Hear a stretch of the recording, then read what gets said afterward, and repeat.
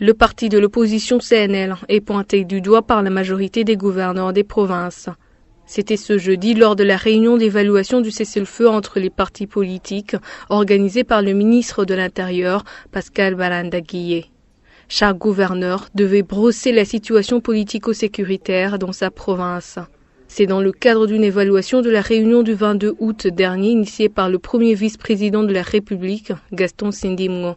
Pour le gouverneur de la province Makamba, Gad Niukuri, les militants du CNL ont un comportement horrible. Il affirme qu'avec les administratifs locaux et les représentants des partis politiques, il les ramène sur le droit chemin.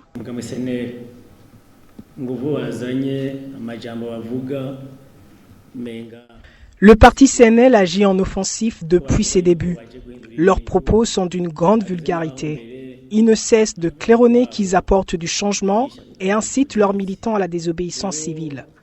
Nous avons organisé par après une réunion avec les représentants de ce parti. Nous leur avons signifié que le parti qui se fait connaître sur terrain ne peut pas scander ouvertement qu'il va remporter les présidentielles, qu'ils attendent le moment opportun. Dans la réunion tenue avec les partis politiques, les militants du CNL ont été recadrés.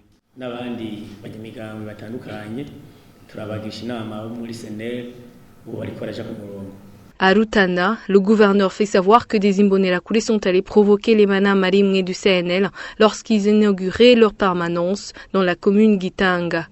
La police s'est rassurée que tout rentre dans l'ordre.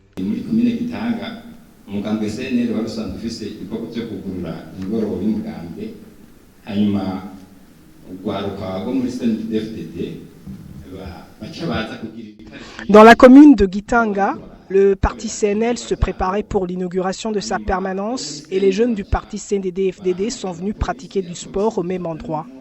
Les jeunes du CNL ont fait appel à la police. Une fois sur place, cette dernière a réglé la situation. Les Imbonerakure ont quitté les lieux, mais par après ils ont contourné pour revenir déstabiliser les CNL. Des échauffourées ont tout de suite éclaté. Le problème est en train d'être solutionné.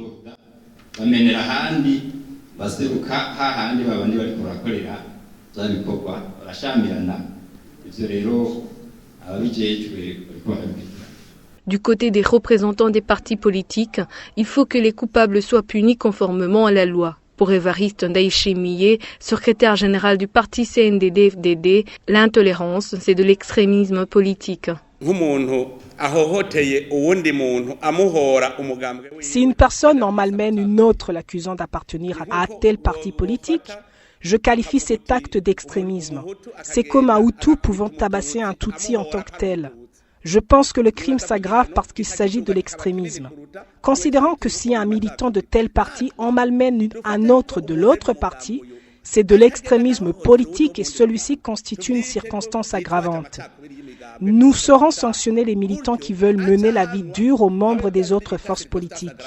J'ai conscience qu'aucun fauteur de troubles n'est mandaté par un quelconque parti politique. Le secrétaire général du CNL, Simon Bizimungu, regrette que son parti soit perçu comme un monstre.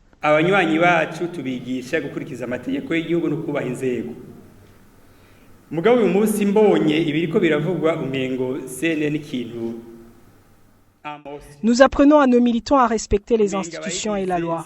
Mais quand j'écoute ce qui se dit, on dirait que le CNL est un monstre ou alors constitué d'étrangers. Cela m'étonne et m'amène à me demander si on n'est pas comme les autres ou alors différent des autres Burundais.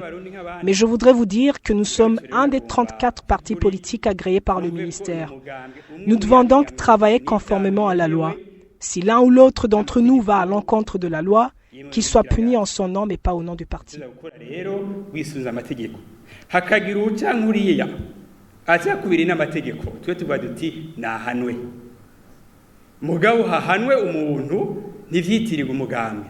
Le ministre de l'Intérieur, Pascal Barandaguié, a félicité les gouverneurs qui ont fourni plus d'efforts en organisant des jeux sportifs, réunissant les militants de différents partis politiques pour mettre un terme à l'intolérance politique.